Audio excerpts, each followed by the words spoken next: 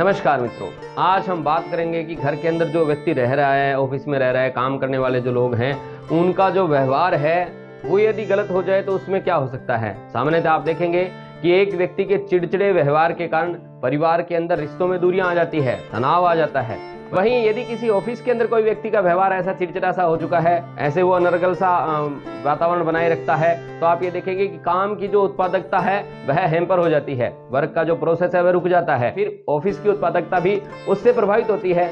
चाहे फिर आप उद्योग की बात कर लो, उद्योग के अंदर यदि 2-4 लोगों का व्यवहार खराब है तो फिर बेचैनी सी बढ़नी शुरू हो जाती है। विभिन्न औद्योगिक घरानों के अंदर आप ये देखोगे कि हड़ताल का वातावरण बन जाता है, बेचैनी सी हो जाती है। घर के साथ साथ ऑफिस के अंदर और फैक्ट्री इत्यादि के अंदर भी इस प्रकार के असामान्य व्यवहार को दुरुस्त करने का बहुत ही सुंदर तरीका बताता है महावास्तु। जी हाँ मित्रों, केवल आज की बात नहीं है, महावास्तु के अंदर तो इन विधियों को बहुत प्रोसेस के साथ आज के संदर्भ में प्रैक्टिकल रूप से देखा गया है, लागू किया गया है।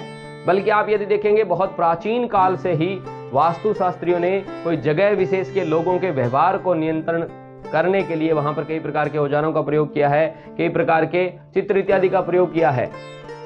बहुत प्राचीन समय से ही हमारे ऋषि मुनियों ने धरती की इन विभिन्न ऊर्जाओं को देखा है। पृथ्वी की इन ऊर्जाओं का हमारे व्यवहार के साथ जो एक समायोजन होता है, उसके साथ सिंक होने से जैसा व्यक्ति व्यवहार करता है, जैसी भावनाएं प्रकट होती है, उनके ऊपर बहुत ही गहरा रिसर्च है।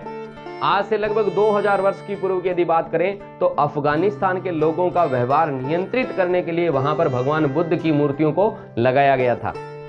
आप ये देखेंगे कि जिस दिन से वो मूर्तियां तोड़ी गई है वहां पर फिर से अशांति का माहौल बन चुका है। ऐसे ही बहुत अलग अलग जगह पर अलग अलग चीजों का प्रयोग हमारे ऋषि मुनियों ने किया है। आज के इस संदर्भ में यदि हम बात करूं तो महावास्तु के संस्थापक पूज्य गुरुदेव डॉक्टर खुशदीप बंसल जी कहते हैं, भावना जो होती है ना वो आपके भवन की बेटी होती है। आपके घर में रहने वाले लोगों की जो भावना बन रही है ना, वो कहीं ना कहीं भवन का जो एक प्रभाव है, उसके विभिन्न जोन के अंदर जो चीजें आपने रखी हुई है, वैसा वो व्यवहार आपके मन के अंदर दे देती हैं, वैसा ही संदेश आपके मन को प्राप्त होता है, आपके मस्तिष्क को प्राप्त होता है और आप वैसी भावना प्रकट करना शुरू कर देते हैं। उदाहरण स्वरूप यदि आप समझना चाहें तो किसी भी घर के अंदर उत्तर पूर्व डायरेक्शन के अंदर, नॉर्थ ईस्ट के अंदर यानी ईशान कोण के अंदर किसी का किचन बना हुआ है, वहां पे बर्नर है, तो वहां पर अग्नि तत्व का होना उस घर के लोगों का तर्कहीन व्यवहार करने का एक बहुत बड़ा कारण बनता है। और केवल ऐसा ही नहीं है कि उस व्यवहार को वैसा ही देखा गया है, बल्कि उसको ठीक भी कैसे करें, ऐसी गजब की विधियां बनाई है पूज्य गुरुदेव ने।